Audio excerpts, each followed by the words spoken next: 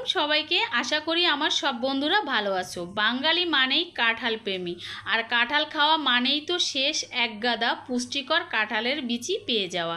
কিন্তু এই বিচিগুলো আমরা অনেকেই সংরক্ষণ করতে না পেরে ফেলে দিই। আজ আমি তোমাদেরকে দেখাবো একদম সহজ ও চমৎকার 4টি পদ্ধতি কিভাবে এই কাঁঠালের বিচি সারা বছর সংরক্ষণ করতে পারবে। চলো বন্ধুরা, আমরা এই পদ্ধতিগুলো দেখে নেওয়া যাক। অতি সহজে অল্প সময়ে ঘরোয়া পদ্ধতি দিয়ে সারা বছর কিভাবে কাঁঠালের বিচি সংরক্ষণ করা যায়। এই তো এখানে কিন্তু একটা পাকা কাঁঠাল নিয়েছি, আর কাঁঠালটা কিন্তু এখান থেকে রোয়াগুলো বের করে বিচিগুলো ছাড়িয়ে নিব। তো দেখো, এই তো রোয়াগুলো কিন্তু বের করে নিয়েছি, আর এখান থেকে আমি কাঁঠালের ভিতর থেকে বিচিগুলো বের করে সুন্দর করে ধুয়ে পরিষ্কার করে রোদে শুকিয়ে একদম মচমচে করে নিব। আর অবশ্যই কিন্তু কাঁঠালের বিচিগুলো সুন্দর করে রোদে শুকিয়ে নিতে হবে ভালোভাবে, তাহলে কিন্তু সংরক্ষণটা অনেক দিন দীর্ঘস্থায়ী হবে। এই তো দেখো, কাঁঠালের বিচিগুলো কিন্তু আমি ধুয়ে পরিষ্কার করে রোদে শুকিয়ে সুন্দর করে মচমচে করে নিয়েছি। আমার প্রথম পদক্ষেপ হলো কিভাবে আমি কাঁঠালের বিচি সংরক্ষণ করব।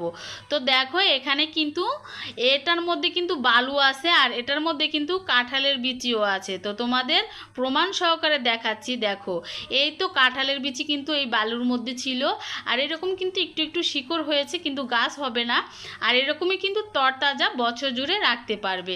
তো আমি কিভাবে এই বালু দিয়ে কাঁঠালের বিচি সংরক্ষণ করি, তো বন্ধুরা দেখতে থাকো। আর যারা ভিডিওটি দেখা শুরু করেছো এখনও একটা লাইক দাও নাই, অবশ্যই আমার চ্যানেলটি লাইক দিয়ে আমার পাশে থাকবে। আর নতুন যারা বন্ধুরা আছে আমার চ্যানেলে নতুন, আমার ভিডিও দেখতেছো, ভালোবেসে চাইলে আমার ভিডিও ভালো লাগলে অবশ্যই চ্যানেলটি সাবস্ক্রাইব করে আমার পাশে থাকবে। আর এই তো দেখো, আমি একটা পাতিল নিয়েছি। তোমরা চাইলে এখানে কিন্তু মাটির পাতিল ব্যবহার করতে পারো। গ্রামের বাড়িতে কিন্তু মাটির পাতিলে এরকম করে কাঁঠালের বিচি সংরক্ষণ করে রাখে। আমার মা চাচিরা কিন্তু এরকম করে সংরক্ষণ করে, তাই আমার কাছে কিন্তু মাটির পাতিল ছিল না। আমি এখানে কিছু বালু দিয়েছি আগে প্রথমে, তারপরে দেখো কাঁঠালের বিচিগুলো, এখানে কিন্তু কাঁঠালের বিচি সংরক্ষণের জন্য কাঁঠালের বিচিগুলো কিন্তু সুন্দর করে বেছে ভালো ভালো বিচি নিতে হবে। যেহেতু এটা বছর জুড়ে সংরক্ষণ করে রাখবো, সেক্ষেত্রে কিন্তু এখানে ভালো বিচিগুলো নিতে হবে।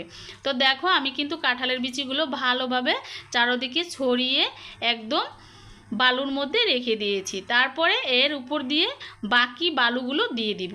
এভাবে কিন্তু আমরা কাঁঠালের বিচি বছর জুড়ে সংরক্ষণ করতে পারি। তো এটা ছিল আমার প্রথম ধাপ বন্ধুরা। তো আরও 3টা ধাপ তোমাদের দেখাবো, ভিডিওটি স্কিপ করো না, স্কিপ করলে কিন্তু দেখতে পাবে না। তো দেখো, বালুগুলো কিন্তু উপর দিয়ে এভাবে আস্তে আস্তে করে দিয়ে তারপরে একটা শুকনো জায়গায়, মানে ঠান্ডা জায়গায় এই পাতিল রেখে দিব।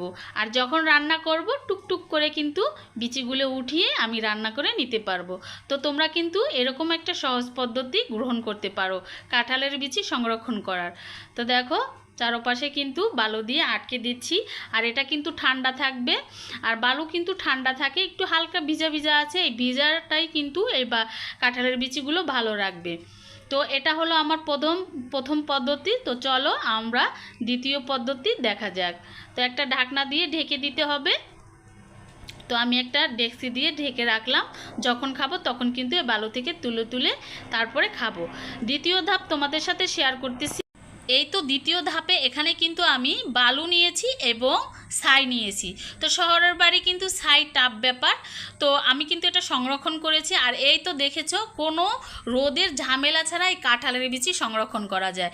আর কাঁঠাল যখন আমরা মাটির নিচে থাকি বিচিটা, তখন কিন্তু ভিজা ভিজা থাকে, তো তখন কিন্তু গাছ ছোট ছোট গাছ হয়।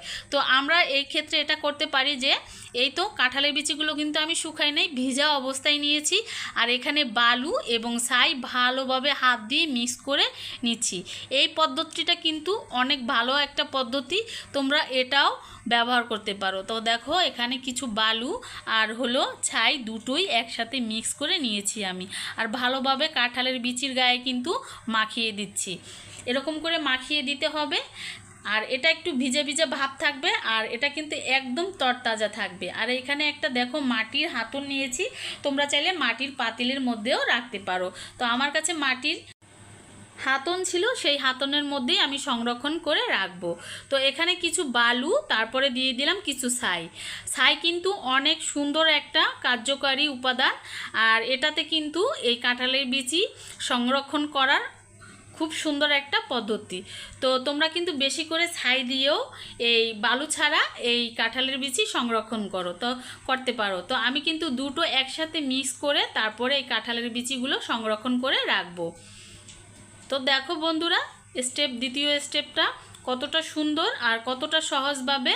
আর গ্রামের বাড়ি কিন্তু এরকম করে আমার মা চাচিরা এরকম করে কাঁঠালের বিচি সংরক্ষণ করে রাখে। তো সেটাই আমি তোমাদের সাথে শেয়ার করলাম। আর এই তো মাখানোর পরে কিন্তু গায়ে বালু এবং ছাই এগুলো কিন্তু এখন এই হাতুনের মধ্যে দিয়ে দিলাম। তারপরে উপর দিয়ে যে বালু ছাই মিক্স করে রেখেছিলাম অফ ক্যামেরায়, সেটা দিয়ে ভালোভাবে আটকে দিতে হবে। আর এটা কিন্তু ঠান্ডা জায়গায় রাখতে হবে, শুকনো জায়গায় এক কোণায়। আর যখন রান্না করব ভর্তা, ভাজি, তরকারি, তখন কিন্তু এখান থেকে টুকটুক করে উঠিয়ে তারপরে রান্না করে নিব।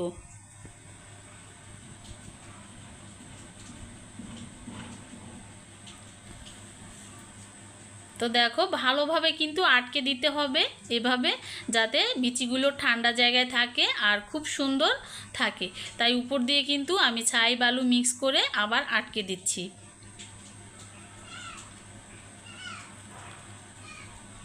তো দেখো আমার কিন্তু দ্বিতীয় পদক্ষেপ শেষ। এখন তৃতীয় পদক্ষেপ দেখো।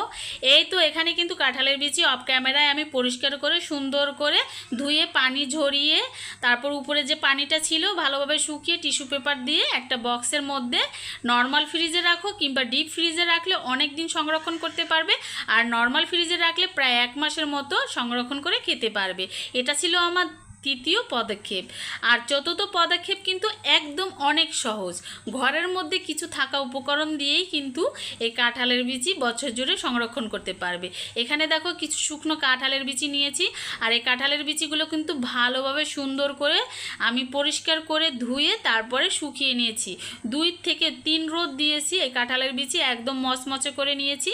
এখন চতুর্থ পদক্ষেপে চলে যাব। তো দেখো কাঁঠালের বিচিগুলো কিন্তু একদম পরিষ্কার আর সুন্দর করে শুকিয়ে নেওয়ার পরে এখানে আমি নিয়ে নিব। আমাদের ঘরে কিন্তু সব সময় চাল থাকে। তো শহরের বাড়ি যারা থাকো তারা কিন্তু ছাই কিংবা বালু এগুলো পাও না, তারা কিন্তু এই পদক্ষেপটা নিতে পারো। তো এটা ছিল চাল। আর আমরা ড্রামের মধ্যে সাধারণত চাল রাখি, ড্রামের মধ্যে কিন্তু এই কাঁঠালের বিচি সংরক্ষণ করতে পারো। আর আমি কিন্তু তোমাদের একটু পাতিলের মধ্যে দেখিয়ে দিচ্ছি যে এভাবে সংরক্ষণ করতে হবে। এখানে কিছু চাল নিয়েছি, তারপরে যে কাঁঠালের বিচিগুলো শুকিয়ে নিয়েছিলাম সেগুলো একদম চালের উপর দিয়ে সুন্দর করে বিছিয়ে দিতে হবে।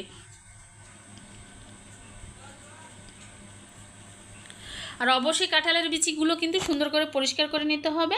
তারপরে দেখো এই তো বিছানোর পরে কিন্তু কাঁঠালের বিচির উপর দিয়ে আবারও চালগুলো দিয়ে দিলাম। বন্ধুরা, এই 4টি পদ্ধতির মধ্যে তোমাদের কাছে কোনটা সবচেয়ে সহজ আর ভালো লেগেছে কমেন্ট করে কিন্তু অবশ্যই জানাবে। ভিডিওটি ভালো লাগলে লাইক এবং শেয়ার করতে ভুলবে না। তো দেখো এই তো আমার চতুর্থ পদক্ষেপ শেষ। তো অবশ্যই জানাবে কোন পদক্ষেপটা তোমাদের কাছে ভালো লেগেছে। ভালো লাগলে আমাকে কিন্তু অবশ্যই কমেন্টের মাধ্যমে জানাবে। আর আমার কাছেও অনেক ভালো লাগবে। আর এই ভিডিও থেকে তোমরা যদি কোনো উপকৃত হও তাহলে আমার কাছেও অনেক ভালো লাগবে। আজ এই পর্যন্তই। সবাই ভালো থাকো, সুস্থ থাকো এই কামনা করি। আল্লাহ হাফেজ। আসসালামু আলাইকুম।